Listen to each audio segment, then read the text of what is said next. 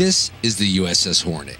Commissioned in November of 1943, she joined the U.S. forces in the Pacific for the World War II. She has also survived service in the Korean and Vietnam Wars and plucked Neil Armstrong and crew out of the Pacific Ocean after they returned from the moon on Apollo 11 before being decommissioned in 1970. A historic landmark, in 1998, the Hornet was opened to the public as a museum right here in the Bay Area at the old Naval Yards in Alameda, California. Coincidentally, on August 25, 2012, the very day Neil Armstrong passed, the Hornet was host to a killer metal show. And this metal show was the third annual Slaughter by the Water. The main stage was headlined by Thrash pioneers and Bay Area legends Exodus. Also appearing was novo-punk powerhouse's Philm, featuring Slayer's own Dave Lombardo behind the kit. Autopsy, Absu, Abysmal Dawn, Impaled, Fog of War, Witchaven, and Severed Fifth rounded out what was sure to be a war zone on the ship. So inside it was a war zone, and outside it was a green zone. Slaughter by the Water, founded by Zombie Holocaust member Nick Gomez, wanted to make sure this event was successful and meaningful far beyond bringing in great bands to this awesome venue. So the Native Warren Project sends blankets over to the Pine Ridge Indian Reservation to help our people in need. It's a very, very sad area out there. Also, the Native American Health Center, they help anybody out, not just Native Americans, but it's basically a clinic. I think they have medical, all kinds of different stuff just to help out the community. Being that this is the Bay Area, we are on the cutting edge of technology. The second stage you set up on the pier outside the ship was free to the public because it was powered by the public. Walk the Bike is a completely bicycle-powered stage fronted by Paul Friedman, and it just takes pedalers, 12 pedalers, to amplify a stage big enough for 2,000 people. And it's entirely green, and it's just in a motive to try to save the world.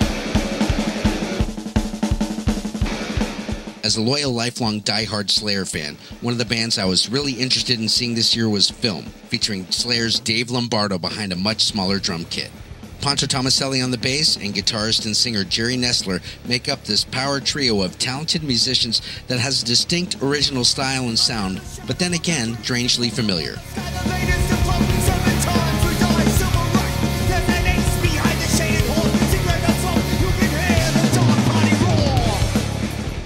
Their album, Harmonic, is quite frankly badass, so go buy it. You won't be disappointed. The dynamic changes within the songs and within the album are absolutely splendid. The hypnotic, ethereal, distant guitar tones, the powerful enveloping bass, and Lombardo's beautiful articulation all over his set gives Philm a full, well-rounded sound. They are a band that touches on genres like heavy metal, hard rock, punk, jazz, and funk. It is music with an old soul, yet with a brilliantly modern sound that is deep, dark, funky, and evil, but in a good way. But you get to play less and more at the same time. Yeah. Because you got to find the right balance. We focus a lot on dynamic. Right. You hear this, it's at 11 the entire time. Yeah. We'll go like this, peaks and valleys, and kind of make it a little more earthy. We do things to not confuse people too much. It's about dancing. It's not about feeling it. It's about feeling the music. It's not about complicating it to entertain the other musicians. Yeah, I'm glad. Let them do that. Yeah, Sugar and all those. Let them do it. Pound all the crap. We're more of a groove, we'll go see you, and it's more driving. Now, Harmonic is an album that has received critical acclaim, yet has seen lackluster sales, mainly because getting the name out and getting new fans in, even for a guy like Dave Lombardo, is difficult. The guys make it clear this is more than just a side project. What are some of the goals with your project here? I mean, I know you got success. To pay for my daughter's college. Yeah, he wants to pay for his daughter's college. It's a long-term deal, because like I said, we're kind of older now, so now we found the right players, and we're gonna make music for a long time. That's the plan. So what's next for Philm in the next year?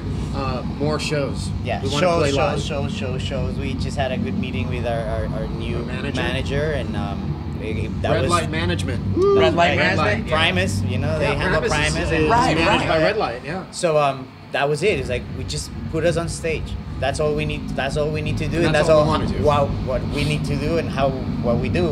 I mean, we're not on stage. We're bored.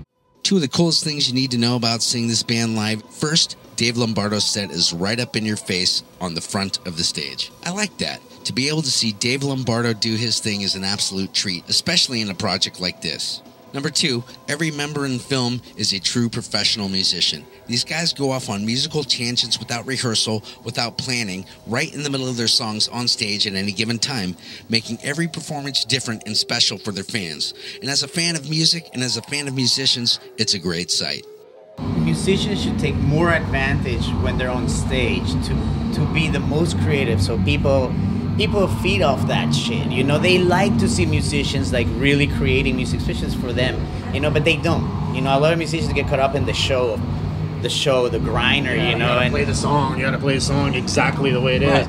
You know what I can do on stage? Let's say tonight we'll go into a lead, and I won't go into the next part. I'll extend the lead, and they'll follow me. And then I'll be like, what the fuck are you doing? What the hell is he doing? What's Dave doing? And then we'll just go back into the next part. You see, like the way... So there's more freedom to recreate ourselves on stage in front of the people instead of doing everything exactly like the record. Yeah. We do more jamming. Yeah. We do more...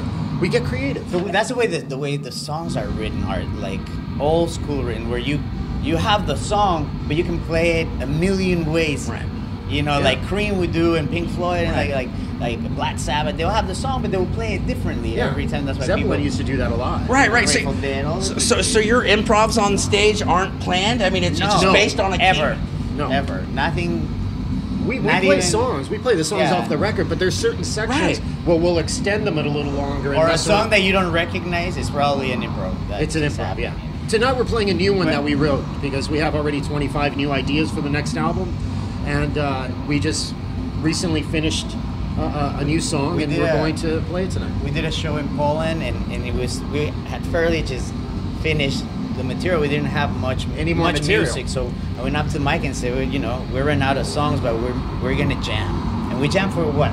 15, 20 minutes. And that's what everybody loved the most. And it was the jam, because they were like, because it was nothing that was recorded. Non-stop, it was only 20 minutes. It was something that was played for them and them alone, you know?